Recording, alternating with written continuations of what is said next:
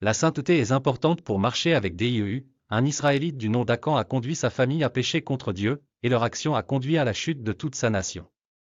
Les Israélites ont perdu la présence de Dieu, et ils ont subi une terrible défaite de la part d'ennemis moins importants. Cependant, Dieu révéla le secret caché à Josué et dit, « Lève-toi.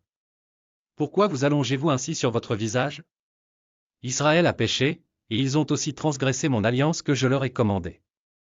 Ils ont même pris une partie des choses maudites, ils ont volé et trompé, et ils l'ont mise parmi leurs biens.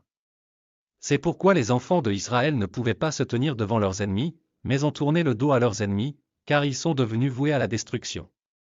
Je ne serai plus avec vous non plus, à moins que vous ne détruisiez les maudits du milieu de vous. » Josué 7, 10-12, leçon, Dieu donne la priorité à la sainteté, et tous ses enfants doivent être saints avant de pouvoir jouir de sa sécurité garantie. Aucun enfant de Dieu ne doit vivre dans le péché et attendre la grâce de Dieu pour s'y conformer. Le principe de Dieu est toujours simple et le même, il se mettra en relation avec une personne qui se confesse et abandonne ses habitudes pécheresses, mais il gardera une relation distante avec toute personne qui persiste dans le péché. De plus, les chrétiens ne doivent pas essayer de tromper Dieu avec une sainteté occasionnelle. Le Créateur ne peut être trompé et il insistera sur son appel à la sainteté. C'est-à-dire que Dieu peut ne pas nous apprécier même lorsque nous nous sommes magnifiquement habillés et que nous avons présenté de grandes offrandes à l'Église, jusqu'à ce que nous ayons pratiqué sa sainteté requise.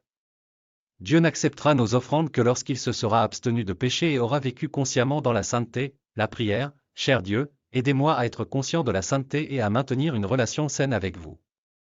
Guidez mes pas pour m'empêcher de tomber dans le péché. Afin que le diable ne profite pas de moi. Laisse-moi exercer une véritable repentance chaque fois que je pêche, et laisse-moi obtenir ton pardon. Donnez-moi un cœur qui suit consciemment vos règles afin que je puisse prospérer tout au long de ma vie, et aussi être acceptable pour ton royaume. Car c'est au nom de Jésus-Christ que je fais mes demandes. Amen.